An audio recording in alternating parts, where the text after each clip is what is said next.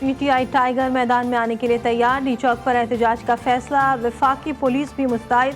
कारकुनों की गिरफ्तारियां शुरू। इस्लामाबाद की तमाम शाहराएं बंद, कंटेनर्स रख दिए गए। शहरी सड़कों पर परेशान। मोटरवे भी गाड़ियों की आमदोरफ्त के लिए रोक दी गई। रावलपिंडी में मोटरसाइकिल की डबल सवारी पर पाबंदी आयद। मेट्रो बस मुअत्तल, मोबाइल सर्विस भी मुतासर। तालीमी इदारों में छुट्टी।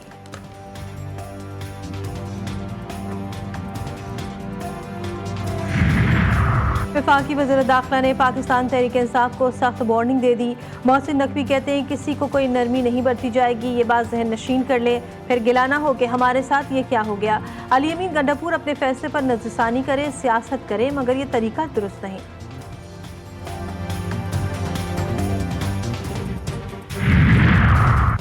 लीगी सरकार ने गुल्लू बट तैयार कर लिए। पंजाब पुलिस अपनी हद में रहे, पुरअमन लोगों को कमजोर न समझा जाए। हम ईंट का जवाब पत्थर से देना जानते हैं। हम जानते हैं डोरें कहां से हिलाई जा रही हैं। कागजी शेरों को जलाकर रख देंगे। मुशीर इत्तलात खैबर पख्तूनख्वा बैरिस्टर मोहम्मद अली सैफ का वफाकी हुकूमत को इंतबाह।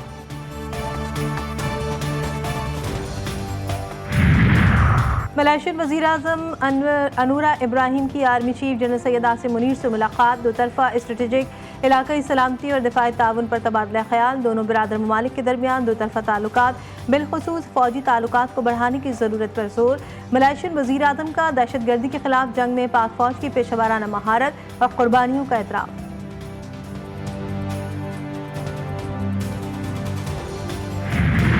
वज़ीर आला पंजाब मरियम नवाज कहती हैं टैक्स बढ़ाए बगैर रेवेन्यू की वसूली में इजाफा किया जाएगा। जो भी सरकारी खजाने में जमा होगा पाई पाई आवाम पर खर्च करेंगे। बहुत कुछ करना चाहती हूँ मगर माली मसाइल बहुत ज़्यादा नहीं। खुसूसी इजलास में पहली सहमाई के रेवेन्यू अहदाफ वसूली का जायजा। Punjab revenue authority legal framework की तश्कील का टाइमलाइन मुकर्रर।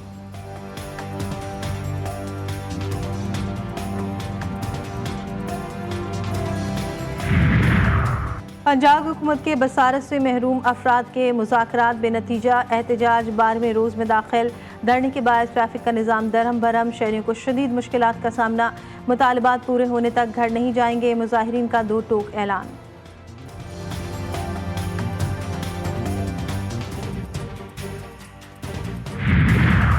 और वफाकी हुकूमत का दिसंबर में Green Line bus service Sindh के हवाले करने का फैसला। सूबाई हुकूमत ने ऑपरेशन संभालने के लिए तैयारियां मुकम्मल कर ली। शर्जील मेमन की ज़ेर सदारत इजलास में ग्रीन लाइन को ऑरेंज लाइन से जोड़ने के मंसूबे पर तफसीली गुफ्तगू।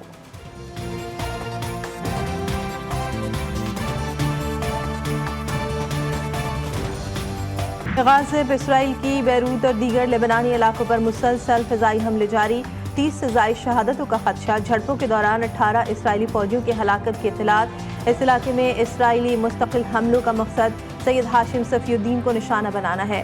इसराइली फ़ौज के लेबनान में आबादियों पर फ़िज़ाई हमले। बैरूत में मेडिकल कॉम्प्लेक्स को निशाना बना दिया। तिब्बी हमले के अरकान और नौज़ायदा बच्चों समेत 17 अफराद शहीद। ज़ाहिया में हिज़्बुल्लाह के हेडक्वार्टर के करीब बमबारी, 20 अफराद जान से गए। वादी बीका में मकानात को मिसाइल से उड़ा दिया गया। हिज़्बुल्लाह का भी भरपूर जवाबी वार।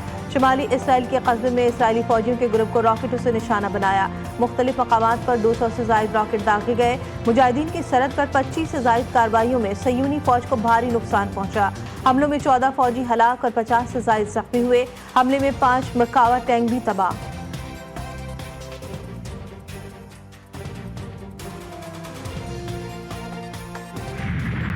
ईरान का इसराइल पर हमला। इसराइली फौजी अड्डे और मुसाद हेडक्वार्टर को नुकसान पहुंचा।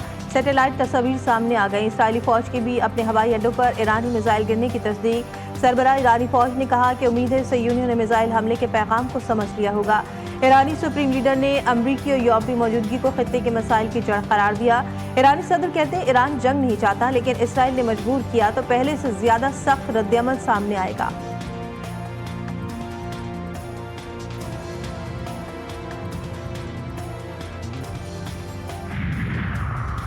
यमनी मुसल्ला अफवाज का एक और वार। बहरे अहमर में बरतानी ऑयल टैंकर कोडीला को निशाना बना दिया।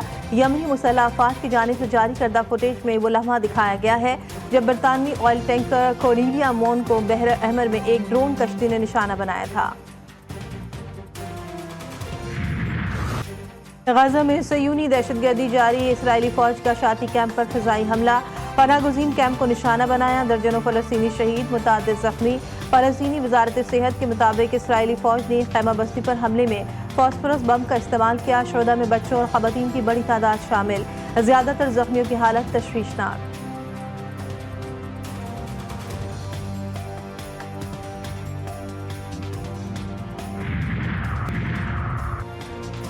मौजूदा हुकूमत अवाम की नुमाइंदा हुकूमत नहीं, हुकूमत में बेहतरी की सलाहियत भी नहीं। आईनी तरमीम पर हुकूमत की उजलत पर हैरत है।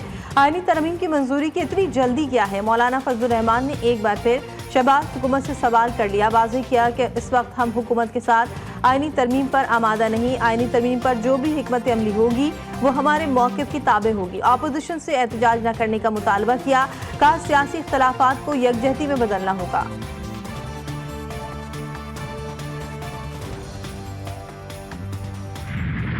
गाज़ा पर इसराइल की बैरूत और दीगर लेबनानी इलाकों पर मुसलसल फ़िज़ाई हमले जारी। 30 से ज़ायद शहादतों का खदशा। झड़पों के दौरान 18 इसराइली फ़ौजियों की हलाकत की इत्तलात। इस इलाके में इसराइली मुस्तकिल हमलों का मकसद सैयद हाशिम सफ़ीउद्दीन को निशाना बनाना है। इसराइली फ़ौज के लेबनान में आबादियों पर फ़िज़ाई हमले। बैरूत में मेडिकल कॉम्प्लेक्स को निशाना बना दिया। तिब्बी हमले के अरकान और नौज़ायदा बच्चों समेत 17 अफराद शहीद। ज़ाहिया में हिज़्बुल्लाह के हेडक्वार्टर के करीब बमबारी, 20 अफराद जान से गए। वादिया बीका में मकानात को मिसाइल से उड़ा दिया गया। हिज़्बुल्लाह का भी भरपूर जवाबी वार।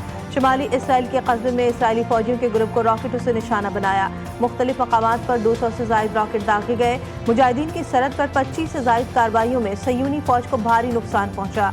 हमलों में 14 फ़ौजी हलाक और 50 से ज़ायद जख्मी हुए। हमले में 5 मरकावा टैंक भी तबाह।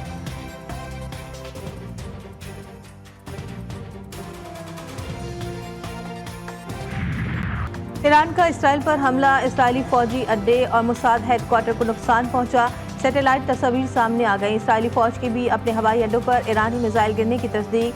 सरबराह ईरानी फौज ने कहा कि उम्मीद है सयूनियों ने मिसाइल हमले के पैगाम को समझ लिया होगा।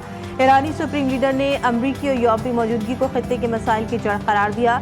ईरानी सदर कहते हैं ईरान जंग नहीं चाहता, लेकिन इसराइल ने मजबूर किया तो पहले से ज्यादा सख्त रद्दअमल सामने आएगा।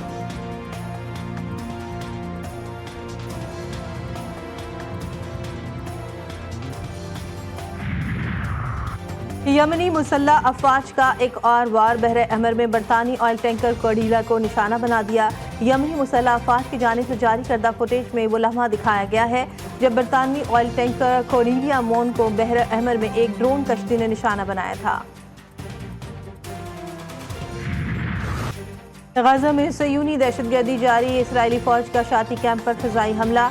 पनागुज़ीन कैंप को निशाना बनाया। दर्जनों फ़लस्तीनी शहीद, मुतअद्दिद ज़ख्मी। फ़लस्तीनी वज़ारत सेहत के मुताबिक इसराइली फ़ौज ने खैमा बस्ती पर हमले में फॉस्फोरस बम का इस्तेमाल किया। शोधा में बच्चों और खवातीन की बड़ी तादाद शामिल। ज़्यादातर ज़ख्मियों की हालत तशवीशनाक।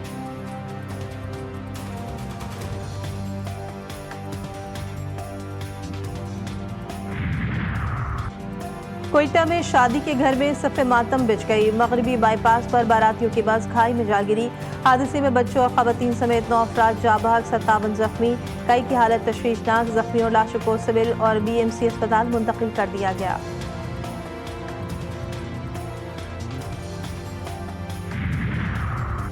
ओकाड़ा में बदला लेने में हर हद पार। 62 अफराद ने जमीन के तनाज़े पर 2 खवातीन की कब्रें मिस्मात करा दी। पुलिस के मुताबिक मुल्जिम इम्तियाज का आसिम शाह के साथ जमीन का तनाज़ा चल रहा था। मुल्जिम ने आसिम की 2 बेटियों की कब्रें मिस्मात करा दी।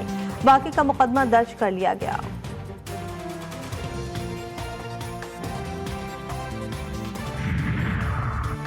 PCB की मोहम्मद रिजवान को कप्तानी की पेशकश करने की तरदीद। वनडे और T20 की कप्तानी के लिए 2 से 3 नामों पर गौर जारी। मोहम्मद रिजवान, मोहम्मद हारिस, शादाब खान, शाहीन आफरीदी दौड़ में शामिल। मोहम्मद रिजवान मजबूत उम्मीदवार। हेड कोच गैरी क्रिस्टन का वोट सबसे अहम करार।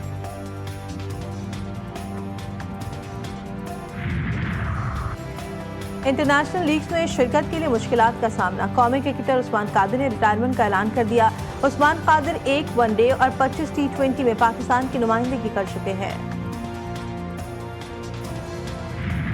और T20 विमेंस वर्ल्ड कप का रंगारंग मेला। कौमी विमेंस क्रिकेट टीम का फातिहाना आगाज। श्रीलंका को 31 रन से शिकस्त दे दी। पाकिस्तान के 116 रन के जवाब में श्रीलंकन टीम सिर्फ 82 रन बना सकी। पहले बांग्लादेश ने स्कॉटलैंड के खिलाफ फतह अपने नाम की।